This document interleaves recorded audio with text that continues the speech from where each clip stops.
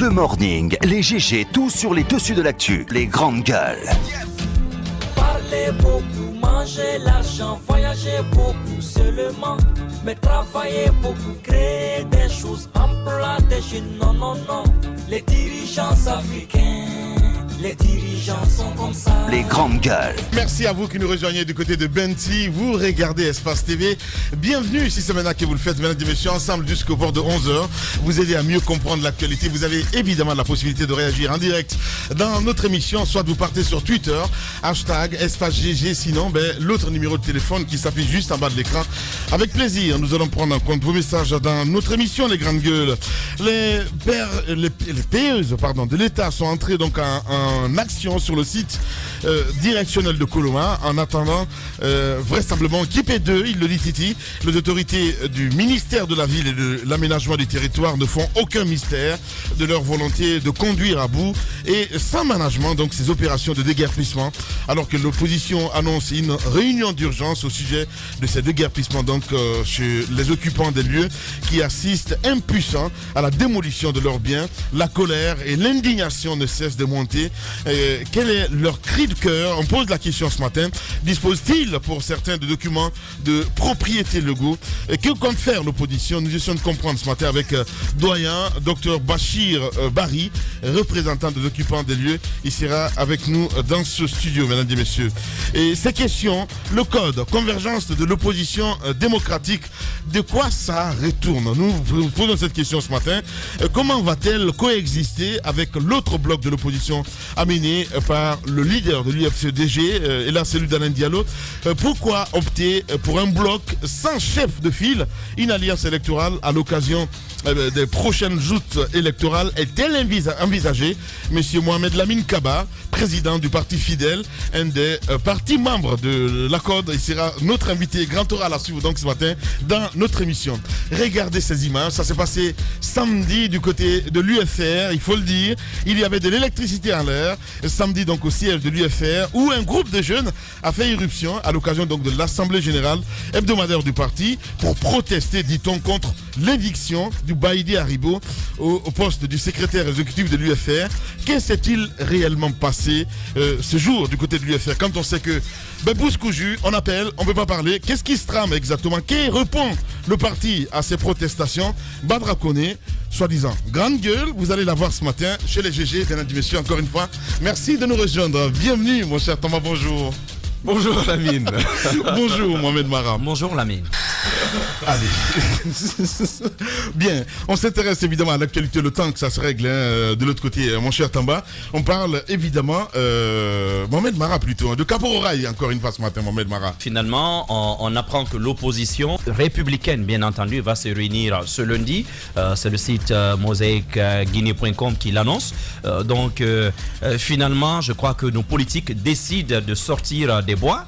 Sur ce sujet, moi je comprends le malaise, très honnêtement, de l'opposition. Je comprends même le malaise de la vieille classe, je dirais entre guillemets, de la vieille classe politique guinéenne. Bien sûr, sur ce sujet, je vous rappelle simplement que celui qui était le chef de quartier de l'époque, où il y a eu tout ce carambouillage autour des ventes de terrain, autour de, je dirais même de la transplantation de villages entiers venus s'installer là. Ce monsieur aujourd'hui, il a un discours désormais qui est un discours, je dirais, politique fort, mais de la mouvance. Aujourd'hui, il est ministre du gouvernement. Et puis en face, vous avez un chef de file de l'opposition qui hier était aux affaires et qui hier disait par exemple sur les ondes de RFI, notamment je parle de celle d'Alain Diallo, qui disait oui. Ikaporaï, c'est pas une histoire de droit de l'homme, oui, mais c'est plutôt l'État qui est dans son droit de récupérer ces terrains. On a encore en mémoire cette interview qui a fait Grabu. Les grandes gueules. Vous avez de l'autre côté Ansidia Touré qui aussi est dans de petits souliers sur ce sujet.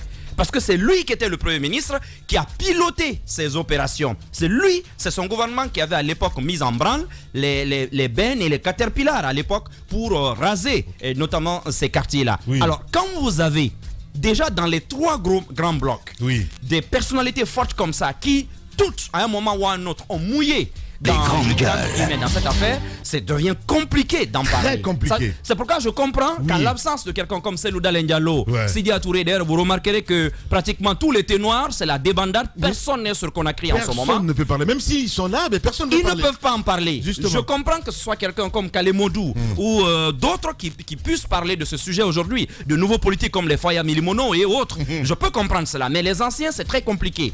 Or, Kapororaï, qu'on le dise ou pas, c'est d'abord une affaire humaine, c'est une mésaventure humaine.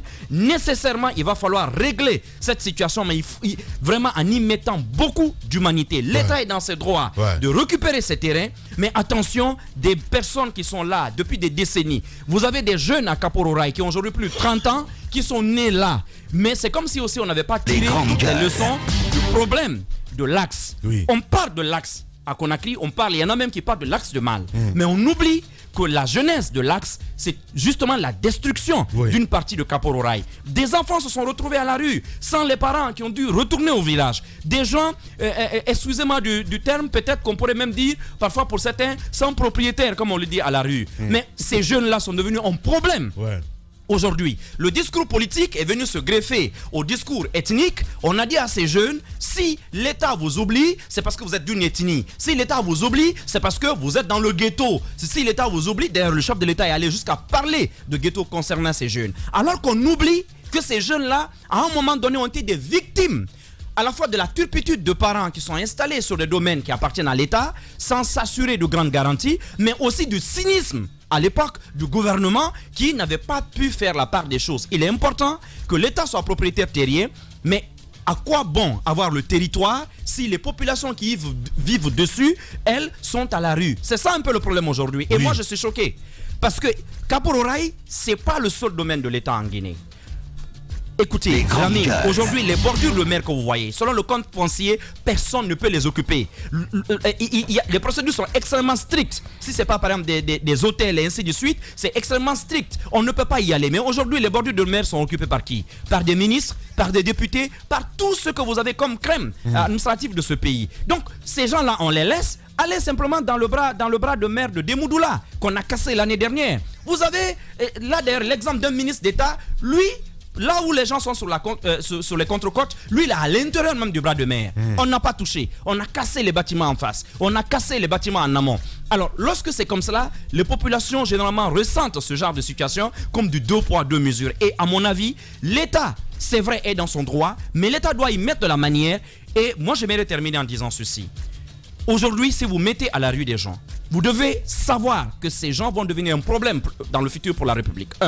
Secondo, il y a des personnes tapies dans l'administration publique qui ont délivré des documents au nom de l'État. L'État se doit de les dénicher et de les poursuivre. Il n'appartient pas seulement aux victimes de poursuivre ces gens-là. Donc moi je suis quand même sidéré de voir aujourd'hui le discours, il se veut radical et tout, d'accord? Mais est-ce que Kapororaï c'est la priorité des priorités? Il y a tellement de biens de l'État à récupérer dans ce pays. Nous sommes dans un pays où on parle de 9 millions de dollars pour un ministre par-ci, où on parle de millions de dollars pour tel autre, mais on ne les récupère pas. Mais vous allez récupérer, si vous voulez, la somme de toute une vie, 30 années de vie, quelque part, pour une maison peut-être qui représente à la limite 500 millions, alors qu'il y en a qui se tapent des milliards dans ce pays. Et c'est là où, à mon avis, il faut y mettre de la manière, il faut y mettre de l'humanisme. Bien, allez-y, Abaka, bonjour. Non, bonjour. Bien. Je pense que Mohamed Mara, vous contredisez un peu. Mohamed, je peux comprendre que... C'est à son habitude, hein, Mohamed, je peux comprendre que... C'est comme ça, voilà, je peux comprendre que vous preniez, vous preniez l'humanisme, que l'État mette de l'humanisme dans ce qui est en train d'arriver, dans ce qui est en cours. Les pelleteuses sont en train d'action. Il faut y mettre de la forme et de l'humanisme. Je suis d'accord. Mais on est d'accord, il faut être d'accord sur un principe de base. Là, il y a un problème. On veut être rigoureux en même temps, mais... J'ai dit, non. Vous savez, aujourd'hui, le débat, pour ma part, le débat doit porter sur la question du dédommagement. Non, Aboubacar, c'est ma grille de lecture. Je pense ma grille de lecture. Arrêtez-vous à parler de manière, parce que lorsque vous parlez d'humanisme, parfois, ça vous conduit même à ignorer les lois. Non. Il faut que ça sur le principe de base. Il faut que ça... Absolument. Non, sur le principe de base. Dans le respect de la loi. Sur le principe de base, on est d'accord que c'est vraiment de sa responsabilité, de son ressort, de récupérer tous les domaines qui lui appartiennent ou qui se trouvent sur le territoire national. que ce soit sur ce site directionnel de Coloma ou ailleurs, Mohamed parle des DPM, l'État doit pouvoir agir de manière assez responsable partout sur le territoire national pour récupérer tous les domaines qui ont été érigés en réserve foncière de l'État. C'est sur ce principe de base, on est d'accord. Mais non, attendez. Des réserves foncières. Si l'État se respectait, dans un pays qui se respecte, les gens n'auraient même pas occupé cet espace-là pendant plus de 30 ans. Justement. Voilà. Donc les responsabilités, comme Mohamed l'a dit, les responsabilités sont partagées. Ce que vous voyez, vous avez ces commis de l'État. Parce que les citoyens, ceux qui sont venus s'installer sur ce site, mais aussi sur l'autre versant, à Kipédu, ils ne se sont pas installés d'eux-mêmes. Il a fallu que des commis de l'État, des cadres du ministère de la ville ou de la construction, ça a dû changer tellement d'appellation, qu'ils émettent des documents en leur faveur sur la base desquels ils sont venus occuper ces endroits. Oui. Donc, quelque part, leur responsabilité, la responsabilité de ces cadres, elle est engagée. De l'autre côté aussi, Mohamed l'a rappelé, vous êtes au courant qu'il y a une première opération de déguerpissement qui a concerné ces zones-là en 98. Vous ne pouvez pas prendre la responsabilité sur vous, aller démarcher pour pouvoir obtenir des propriétés, un bout de lopin, d'espace dans ces zones-là, alors que vous savez bien que ça appartient à l'État et qu'à un moment ou à un autre, cet État va se réveiller, va vouloir donc récupérer son dû. Et c'est ce qui est en train d'arriver. Donc, de ce point de vue, la responsabilité de ces citoyens aussi, elle est engagée. Ouais. Donc, lorsqu'on est en face d'une telle situation, la question aujourd'hui, je suis d'accord avec Mohamed Maraké, cette opposition, que ce soit Sidi Touré ou Selou ou d'autres, mais ils n'ont pas la voix au chapitre. Parce qu'ils savent bien qu'ils ont été de ceux-là qui ont conduit les premières opérations de déguerpissement dans cette zone-là. Aujourd'hui, ils sont bras et pieds complètement coupés sur le cas Kaporal. On veut bien savoir qu'est-ce qu'ils vont pouvoir dire lorsqu'ils vont se réunir. Kalemouri Ansane annonce cette réunion. Je sais bien que c'est en l'absence de Selou. Et Selou, il va être très difficile pour lui de se prononcer sur le cas Kaporal, alors qu'il avait déjà défendu la position de l'État dans ce dossier. Donc, la société civile, pour ma part, c'est elle qui devrait prendre le relais, qui devrait essayer quand même de pousser. C'est là où je parle d'humanisme, je parle de méthode. Je dis qu'il faut traiter les cas, les situations au cas par cas. Oui. C'est en cela que je parle d'humanisme, de méthode, d'approche. Mais lorsqu'on veut tout balayer, lorsqu'on veut venir tout arracher et tout écraser, je pense que là il y a un problème. Parce que ça pose la problématique du dédommagement. Oui. Faut-il dédommager ceux qui ont acquis un titre de propriété en bonne et due forme auprès de l'État, auprès des structures et des instances de l'État? Faut-il le faire ou pas? C'est la problématique qu'il faut poser aujourd'hui. Parce que de l'autre côté, il y a ceux qui n'ont pas forcément de titre de propriété, qui n'ont pas de documents légaux et qui leur ont permis de s'installer là. Oui. Donc pour ma part, il faut faire la décantation, il faut faire le tri pour traiter les situations au cas par cas, pour mettre en place un plan social, plutôt un plan de dédommagement. Si, en l'absence d'un plan de dédommagement, on veut aller à l'aveuglette, s'abattre sur tout le monde, c'est comme la chape de plomb qui s'abat sur toutes les populations. Parce qu'il faut rappeler que c'est 7000 ménages quand même. Du côté de... C'est beaucoup de familles. C'est un petit peu l'image du gouvernement Kassori, hein, de force. Ouais, ben, ça ne peut pas marcher comme ça. Donc je pense qu'il faut un peu de méthode, un peu de pédagogie, et un peu d'humanisme. J'y tiens. Bien. Allez-y, Mafoudia. Bien. Bonjour. Bonjour, Lamine. Bonjour à tous. Bien. Moi, c'est vrai que d'humanisme. C'est vrai que moi aussi, je rejoins Tamba, je ne partage pas. Ouais. Parce qu'après, on ne peut pas poser les actes et s'attendre après qu'on soit indulgent avec vous. Ouais. On a d'abord dénoncé l'attitude des cadres du ministère de l'Habitat qui vendent les terres, ils savent. Maintenant, ceux qui achètent aussi savent que ces terres appartiennent à l'État. Ce sont des domaines réservés de l'État. Ce qui est un peu choquant, c'est pourquoi Kaporal en fait? Non, j'en viens. Voilà.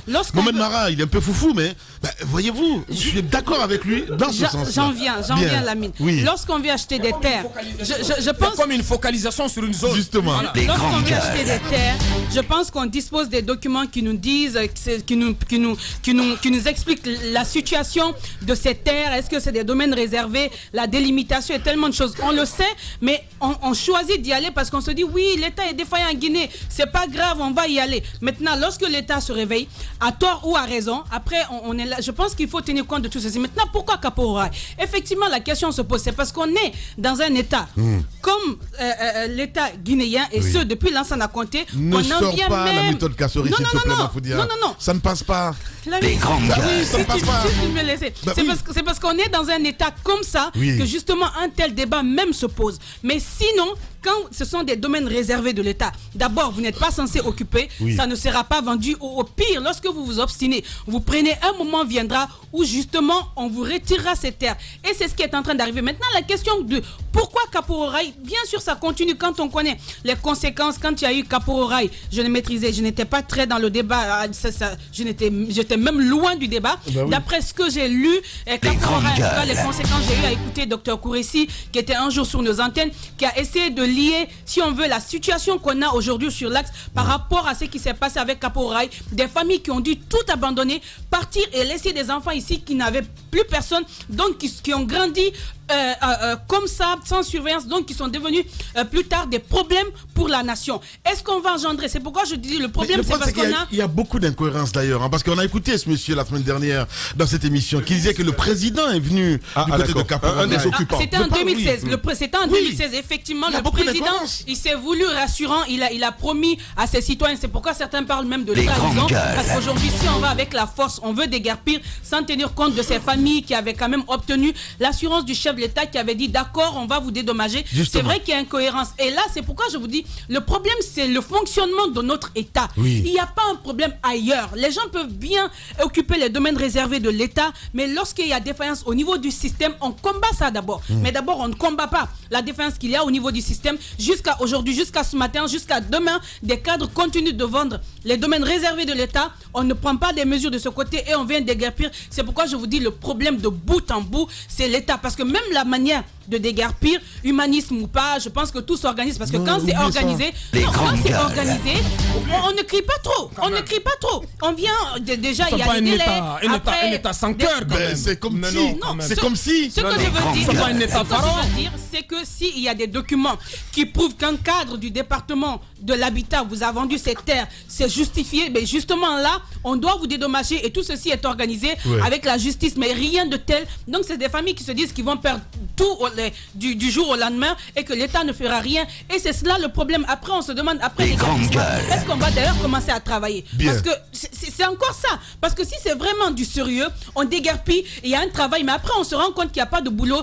Donc l'objectif c'était quoi? Déguerpir pour faire mal, mais en tout cas c'est pas pour travailler. Et là, ce sont des choses qui sont de nature quand même à envenimer cette rage qui grandit dans le cœur de pas mal de Guinéens. Oui, Tamba Zakari Milimono. Je me rappelle que quand Dadis Camara était arrivé, lorsqu'il a fait irruption, il était à la tête de l'État guinéen. Vous avez vu ce qui s'est passé du côté par exemple de... Non mais ce garçon, il est plein de vices. Je te le jure. Vous avez incroyable.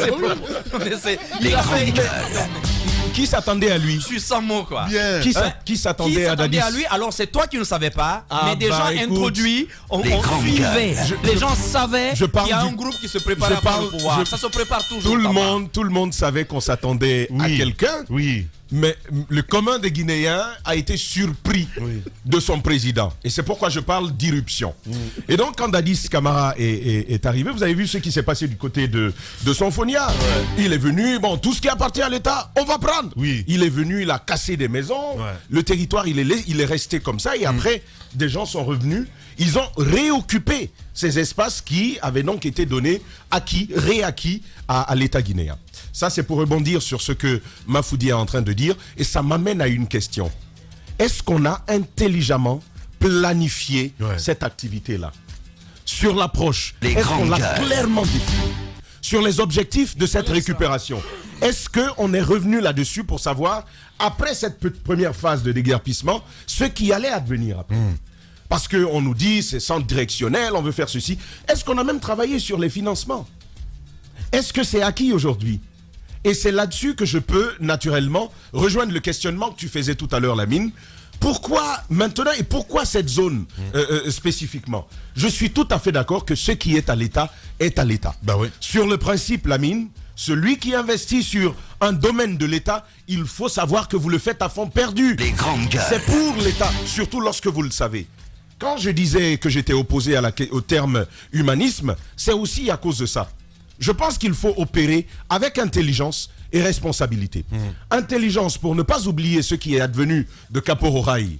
Lorsqu'on a déguerpi ces familles-là, beaucoup de familles, vous avez vu qu'il y a eu des frustrations qui n'ont jamais été résolues. Et donc, vous avez vu ce que ça fait aujourd'hui. Il y a pas mal de jeunes qui se retrouvent dans la rue à casser des maisons. On dit par exemple, on va se lever contre les ruptures d'électricité. On va s'attaquer à des infrastructures de l'État simplement pour déverser sur des infrastructures la colère qu'on a emmagasinée, ressentie par le fait de ces déguerpissements-là. Je pense qu'il n'y a pas d'intelligence dans cette façon de procéder. Responsabilité.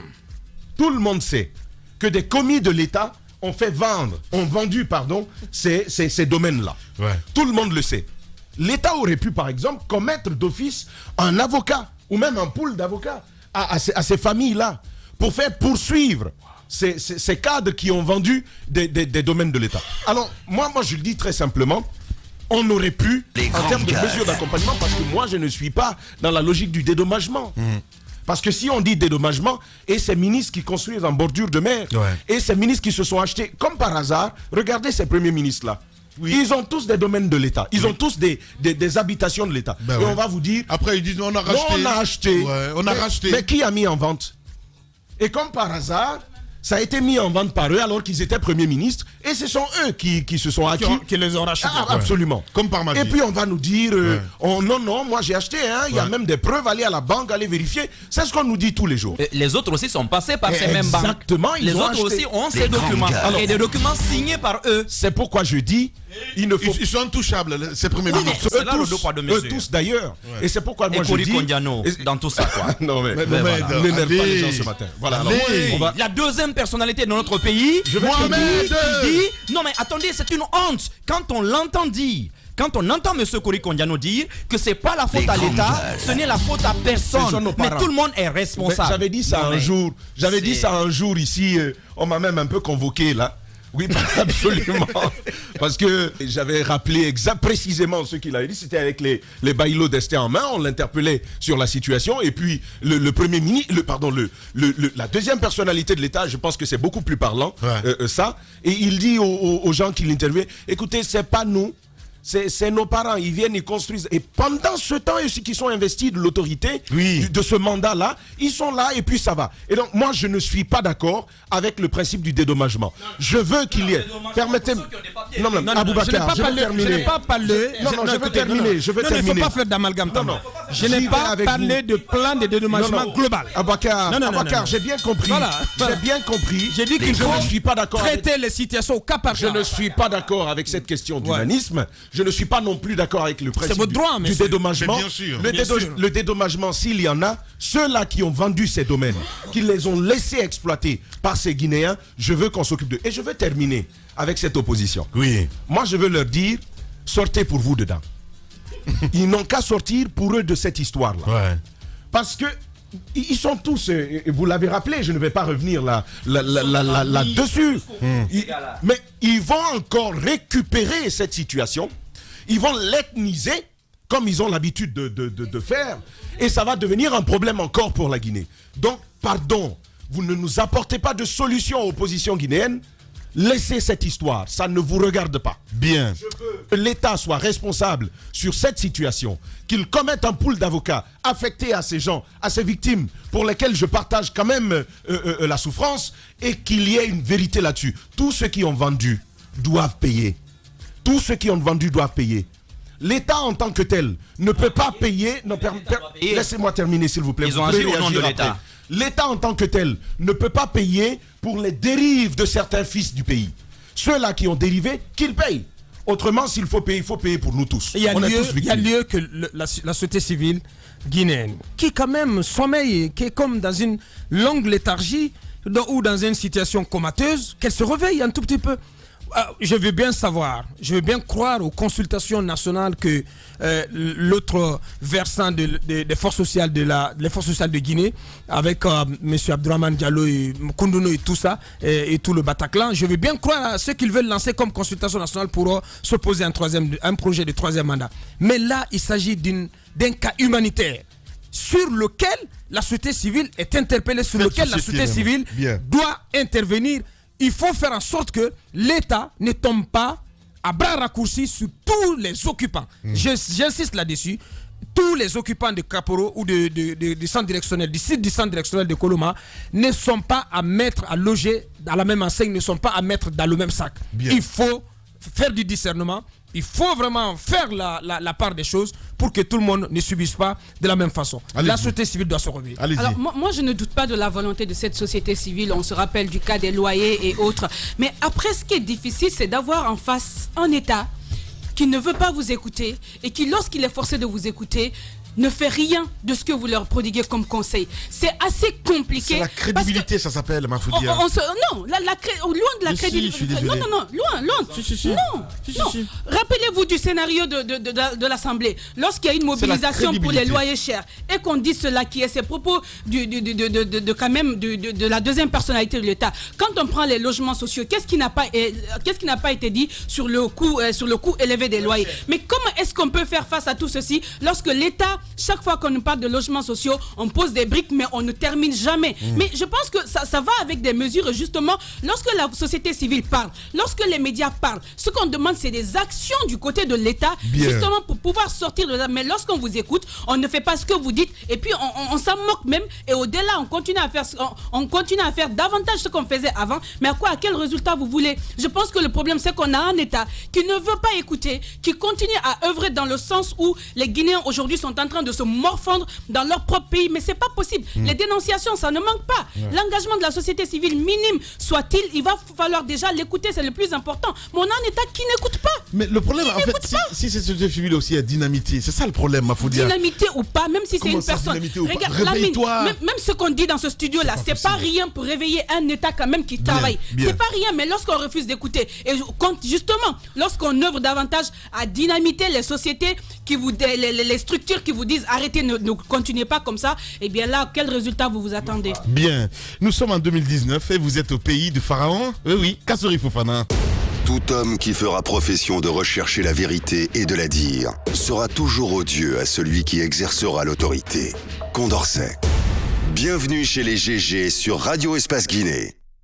C'est Caporora et on en parle encore une fois, mesdames et messieurs. Oui, les pelleteuses de l'État sont entrés donc en action sur le site directionnel de Koloma. En attendant, vraisemblablement équipés d'eux, les autorités du ministère de la Ville et de l'Aménagement des Territoires ne font aucun mystère de leur volonté de conduire à bout et sans management donc ces opérations de déguerpissement. On en parle ce matin avec Dr Bachir Bari, représentant des occupants donc des lieux. Il sera avec nous dans cette émission. On parlera politique évidemment avec Mohamed Amin Kaba, président du parti Fidèle. On parle de code ce matin. Ben oui, ça me fatigue tout ça, honnêtement parlant quoi. Et puis on parlera aussi de l'UFR un peu plus tard avec Tchete Ubohu. Regardez ces images, ça se passait samedi dernier du côté de l'UFR. Il y avait donc de l'électricité en l'air, samedi au siège de l'UFR, où un groupe de jeunes a fait irruption à l'occasion donc de l'Assemblée générale hebdomadaire du parti pour protester, dit-on, contre l'éviction de Baïdi Haribo au poste du secrétaire exécutif de l'UFR. Est-ce qu'il a une grande gueule? Est-ce qu'il va nous dire les vraies raisons? Badra Koné, c'est très proche de Baïdi Haribo, on va l'entendre un peu plus tard dans cette émission. Véritable success story de la radio Espace Guinée, les grandes gueules, détentrices des meilleurs scores radio en Guinée, de la meilleure émission talk show, a donné le créneau horaire du départ au bureau et du retour à la maison, récoltant depuis des années consécutives le titre d'émission la plus écoutée en Guinée, toutes catégories confondues. Un grand total de plus de 5 millions d'auditeurs ont été fidèles au talk show Les GG, diffusé jour après jour sur toutes les stations du réseau Adafo Média de 9h à 10h30, un exploit qui restera longtemps dans les annales de la bande FM en Guinée.